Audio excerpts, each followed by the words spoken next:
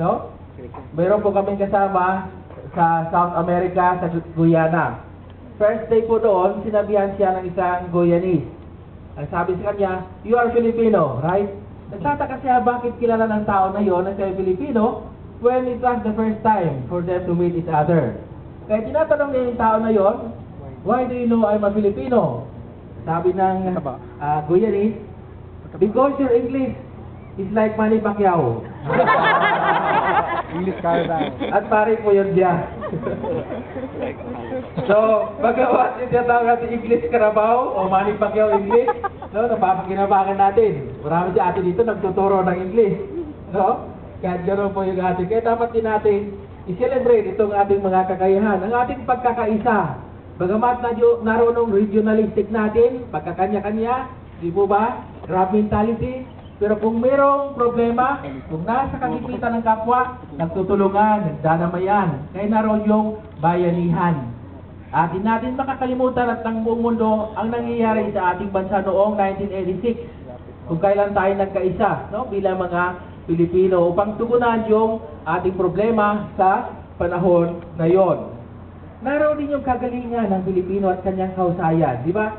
Hindi dahil sa mataas ang pinag-aralan ng Pilipino, kundi madali siyang matuto, di ba? At yung kanyang natutunan na hasa niya. Kaya preferensya, no, sa mga naghahanap ng mga workers.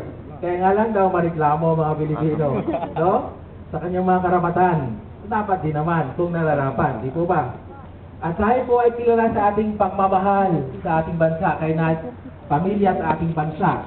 Kaya po tayo narito, sa sakripisyo, sa hirap ng mga trabaho, sa pabrika, nagpukuskus ng CR, no, ng sahig ng mga Koreano para sa ating pamilya at para na rin po sa ating bansa, no? Yung ating nasionalismo na pinapakita sa pagmamahal sa ating mga pamilya at maging sa ating bansa. At higit sa lahat ang ating pananampalataya. Saan man mga Pilipino nagkakatipon sa mundo, sila ay nagkakatipon dahil sama-sama nagdasal, sumamba sa Diyos, at kumakanta ng mga pagpupuri sa Diyos, no? Ang mga values na ito, no? Ito yung nakikita ng mga tao, ng ibang tao, na dapat nating pagtibayin, dapat nating pag-ibtingin. Ito yung identity natin, no? Bilang mga Pilipino. Let the Filipino shine in us, in our community. Ang pangatlong araw na ito din po ay araw ng pagninilay. Sa ating bansa po ngayon, kaya tayo nandito pa. Dahil may maraming problema sa ating bansa. Pang-ekonomiya, pang-politika, pang-kapayapaan. Hindi ko na po banggitin yung litania. Baka tayo malungkot at maiyak. Nagdiriwang tayo ngayon. Pero malimit na tinatanong natin na para bang misteryo na walang kasagutan ay, bakit ganito pa rin tayo? Ano ba ang problema? Ano bang solusyon sa mga problema ng Pilipino? Bakit patila na iwanan na tayo ng mga karating bansa sa Asia, tayo ganito pa rin? Ano kaya ang problema? Pag-inilay, self-introspection po ang araw din na ito para sa atin. Una siguro, ang self-introspection, itong kalayaan, no? Na tinanggap natin mula sa ating mga ninuno. Paano ba natin ginamit ito? Ang kalayaan ba para sa atin ay yung gawin mo ang gusto mong gawin? Kahit ito'y nakapipinsala. Ano ang ibig sabihin ng kalayaan para sa mga namumuno sa atin? Ano ang ibig sabihin ng kalayaan para sa bawat mga bayang Pilipino? At paano natin ginamit ito? Ang pagiging malaya ba ay ang paggawa sa anumang gusto mo? Kahit ito'y makasarili at nakapipinsala.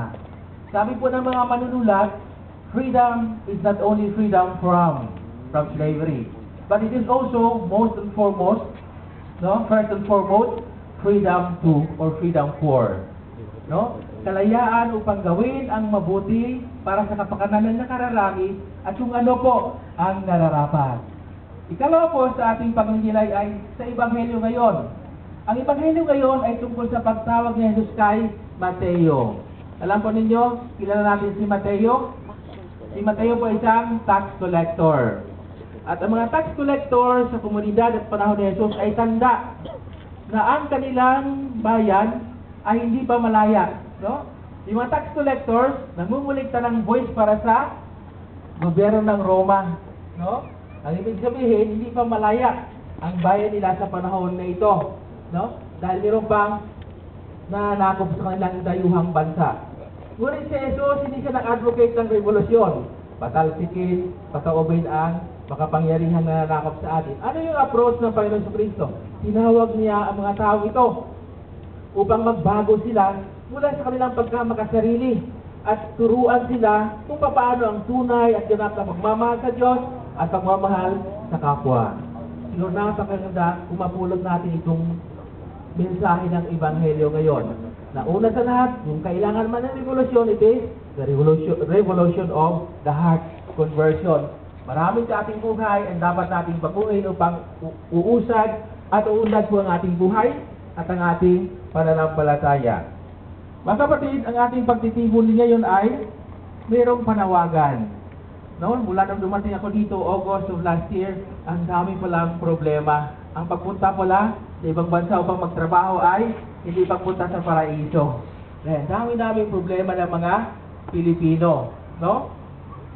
Sa kasalukuyan po, meron tayong kapwa na nasa National Hospital. Milyon-milyon po yung dapat bayaran. At kagabi po, merong namatay. Si Sila, pagkatapos yung mga nakisang clinic, dinala siya sa Korean University Hospital. No? Pero namatay din po si Sila doon after na manganak siya. At ang charge po ng hospital ay more than 10 million. Parang twice pinatay yung tao. Ang mahal pala, no? Ng healthcare dito at ng pagpapa-hospital. Ang dami at ang hindi at ang lalaki ng mga problema ng mga Pilipino. Kaya panawagan ko sa atin ay magkaisa, no? Paigtingin yung ating pagtutulungan, bayanihan. Magkipagtulungan tayo sa lahat, no? Tayo lahat ay magtutulungan. Ang imbahada po natin, ang different churches, sa halip na magbangayan, tayo magtulungan sa ating common concern. Ang different organizations, dapat po siguro magtulungan tayo upang mamamayani ang Filipino value of bayanihan. Mga kapatid, hindi naman po mahirap. Ang problema ng Filipino migrante ay hindi na wala siyang pera. Meron siyang pera at maraming pera. Pero ang problema siguro, ang tamang pagpapahalaga at pangangasiwa, no? Sa kanyang pera, sa kanyang material na biyaya. Ito po siguro ang isang panawagan para sa mga Pilipinong migrante na manggagawa ang tamang pagpapahalaga at pangangasiwa sa mga blessings na ating nakukuha bunga ng ating paggawa sa bansang ito. Panghuli po, ang ating pagtitipon din ngayon ay isang pagtitipon ng pananalangin. Ang dami pa rin pong problema ng ating bansa, ang daming problema ng ating mga Pilipino dito. Kailangan natin ng external power, which is more powerful, the power of prayer, and the power of God, no? Ang kapangyarihan na nagmumula sa Diyos. Kaya sabi ng ating mga pagbasa, sabi ng Panginoon kay Abraham, kung ikaw ay manatiling matapat sa akin, tutuparin ko ang aking pangako. Kaya mga kapatid, habang nandito tayo, huwag tayo makalimot sa Panginoon. Sa gitna ng mga pagsubok, ng mga tukso, manatili tayong matapat sa Panginoon upang matupad ang kanyang mga pangako para sa atin at makamit natin ang kanyang mga biyaya at pagpapala. Mga kapatid, isang mainit at malayang pagbati po sa iyo lahat. Happy Independence Day po.